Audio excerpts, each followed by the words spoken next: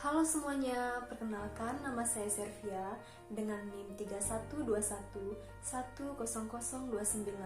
Saya dari kelas B pagi, program studi Bahasa dan Sastra Indonesia. Di sini, saya akan menyimak video pembelajaran Bahasa Indonesia untuk memenuhi mata kuliah menyimak komprehensif dan kritis dengan dosen pengampu Bapak Haryadi Magister Pendidikan.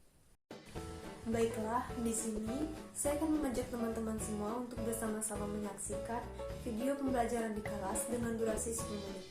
Selamat menyaksikan. Assalamualaikum warahmatullahi wabarakatuh. Waalaikumsalam warahmatullahi wabarakatuh. Apa kabar anak-anak ibu semua? Baik. Apakah kalian sehat? Sehat. Baik, sebelum memulai pembelajaran hari ini, silakan ketua kelas untuk memimpin doa kita. Silakan. Sebelum memulai pelajaran, marilah kita berdoa. Berdoa, mulai.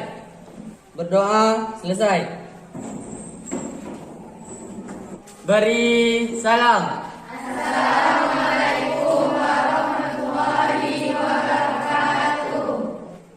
Siapa yang tidak hadir hari ini? Hadir semua. Alhamdulillah ya, hari ini hadir semua. Baik, tujuan pembelajaran kita pada hari ini yaitu peserta didik dapat menelaah isi struktur dalam ceramah. Materi pertama yaitu tentang pengertian ceramah. Silakan Hamidah bacakan pengertian ceramah. Ceramah adalah teks yang berisi pemberitahuan, penyampaian suatu informasi baik pengetahuan maupun informasi umum lainnya untuk disampaikan di depan orang banyak oleh pakar atau orang yang menguasai bidangnya, baik secara langsung maupun melalui media elektronik dan digital. Nah, sampai di sini apakah Anda semua ada pertanyaan? Tidak. Oke, kalau tidak kita lanjut ke struktur teks ceramah. Baik, kita masuk kepada materi yang kedua yaitu struktur teks ceramah. Struktur teks ceramah terbagi menjadi 3. Yang pertama ada pendahuluan. Terus yang kedua yang ketiga ya adalah penutup. Bagian pendahuluan itu terdiri dari pembukaan dan kata pengantar. Contohnya seperti apa Ibu? Contohnya pembukaan bagian ini berisi salam pembuka, ucapan penghormatan dan ucapan rasa syukur. Kita memulai pidato ceramah, maka kita harus pembukaannya seperti ini ya. Kita harus mengucapkan salam terlebih dahulu. Terus yang selanjutnya kata pengantar. Bagian ini adalah paragraf pengantar yang mengarah pada topik. Biasanya pengantar berasal dari informasi atau berita yang faktual yang masih terkait dengan topik ceramah. Jadi dia tidak lari dari topik yang disampaikan ya. Selanjutnya adalah isi ceramah. Bisa dibaca Anda adik. Isi ceramah ada terdiri dari inti dan gagasan. Apa itu inti, Aditya? Berisi paparan dari penceramah, pandangan umum, ilustrasi dari materi yang disampaikan. Ya, yang selanjutnya adalah penutup. Penutup itu biasanya penceramah menyampaikan hasil kesimpulan dari isi yang telah disampaikannya. Banyak. Terus dia menyampaikan kata ucapan permintaan maaf kepada audiens. Dan yang terakhir adalah salam penutup. Salam penutup itu seperti apa? Ada yang tahu? Salam penutup. Ya. Atas perhatiannya saya terima kasih. Wassalamualaikum warahmatullahi wabarakatuh. Itu adalah salam penutup. Baik, materi selanjutnya yaitu unsur-unsur ceramah. Unsur-unsur ceramah terbagi juga menjadi 3. Ya, yang pertama yaitu penceramah. Yang kedua ada pendengar. Dan yang ketiga adalah materi ceramah. Ya, baik itu adalah unsur-unsur di dalam sebuah ceramah. Sampai di sini ada pertanyaan? Iya, Rilda. Saya ingin bertanya, apa sih tujuan ceramah itu? Apa itu tujuan ceramah? Apakah anak-anak yang lain ada yang bisa menjawab? Tidak? Baik. Tujuan ceramah adalah menginformasikan atau menjelaskan secara lebih lanjut mengenai suatu hal yang diharapkan agar pendengar dapat memahaminya. Itu tujuan ceramah yang pertama. Dan tujuan ceramah yang kedua, memotivasi atau menghibur para audiens, para pendengar, ya. Dan yang ketiga adalah membujuk atau mengajak pendengar untuk melakukan hal-hal yang disampaikan dalam ceramah tersebut. Bisa dipahami? Bisa. Baik, apakah ada pertanyaan lagi sampai di sini? Ya. Nah, kalau tidak ada pertanyaan lagi, silakan Anda semua membuat kelompok duduk berdasarkan kelompok yang telah Ibu tetapkan tadi. Silakan, ayo Ibu hitungan kelima harus sudah bisa membuat kelompok. 1,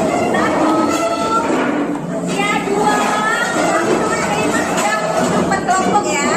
3, 4, dan 5.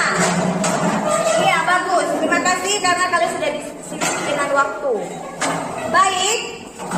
Sekarang setelah kalian duduk berkelompok, kalian perhatikan contoh ceramah yang telah Ibu tayangkan di papan tulis. Yang di belakang bisa kelihatan? Bisa. Baik, kalau bisa silakan kalian membuat unsur-unsur ceramah tadi. Ada pendahuluan, ada isi, dan ada penutup. Bagian mana termasuk pendahuluan, bagian mana termasuk isi, dan bagian mana termasuk penutup. Silakan kalian membuat di buku masing-masing. Namun nanti kalian akan tampil ke depan untuk mewakili kelompok kalian. Hanya satu orang saja yang Ibu panggil. Oke, ada pertanyaan? Ada? Paham semuanya? Ya, silakan Anda mengerjakannya. Silakan dikerjakan. Ibu kasih waktu 5 menit dari sekarang.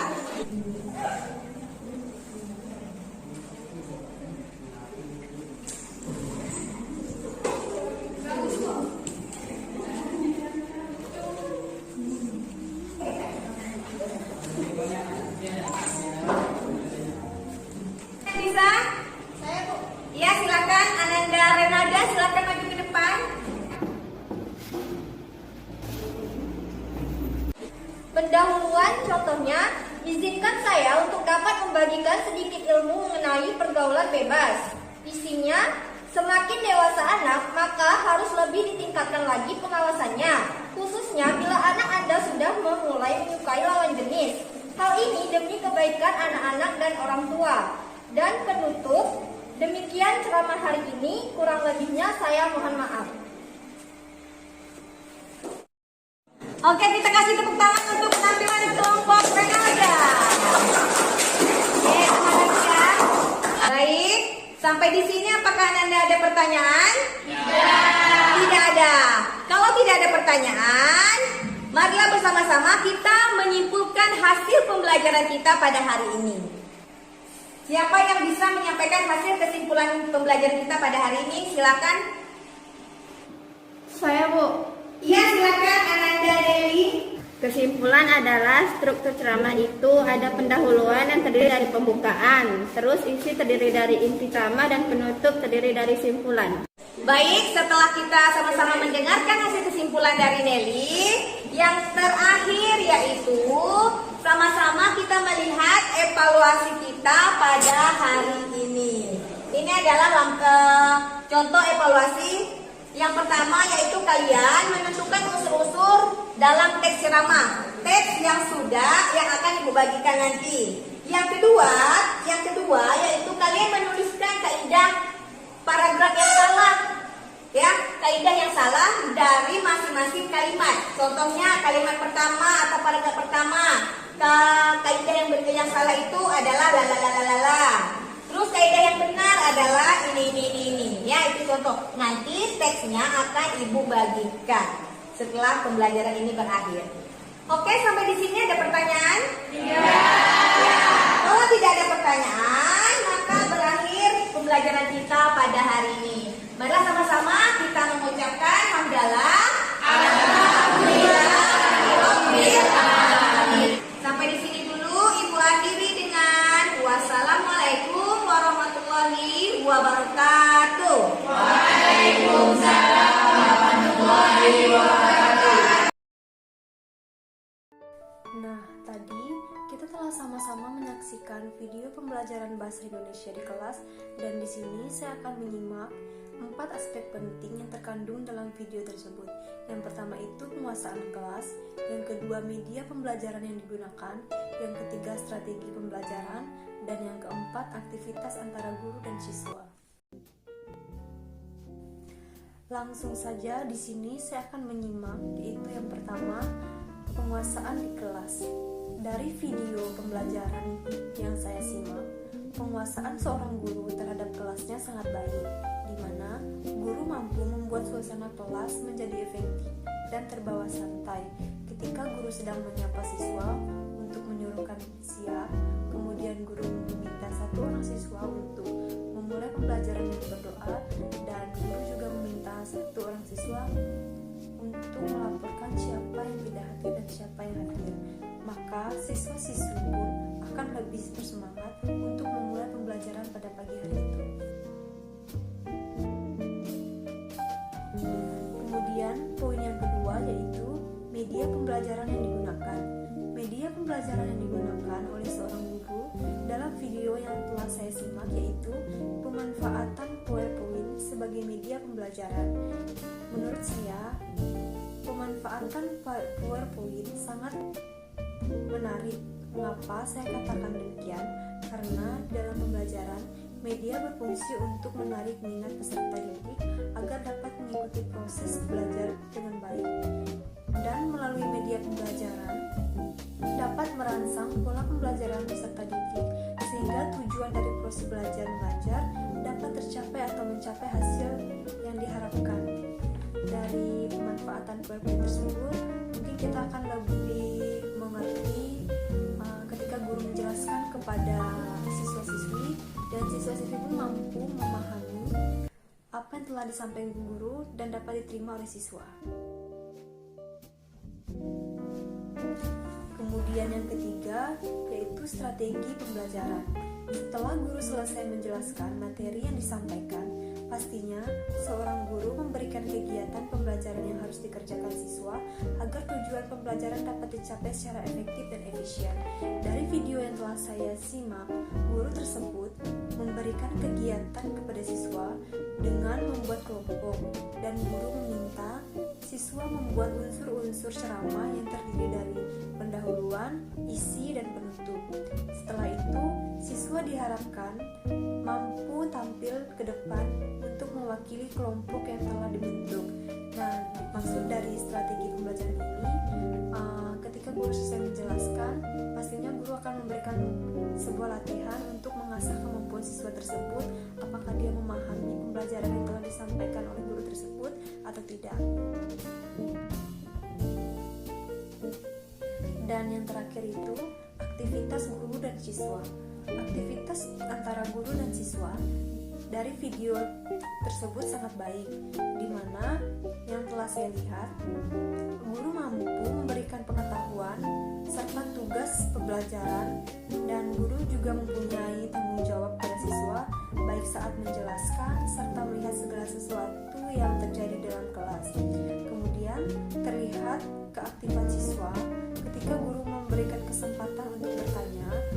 Terdapat siswa yang mungkin ketika belum paham dengan penjelasan guru, siswa tersebut tidak malu-malu untuk bertanya. Nah, itu merupakan salah satu keaktifan yang bisa kita katakan antara guru dan siswa, karena siswa tersebut belum paham dengan materi yang telah disampaikan oleh guru, dan siswa itu bertanya kepada guru. Demikianlah video pembelajaran bahasa Indonesia di kelas, khususnya di kalangan SMA, dan simakkan 4 aspek penting dari saya. Saya ucapkan terima kasih.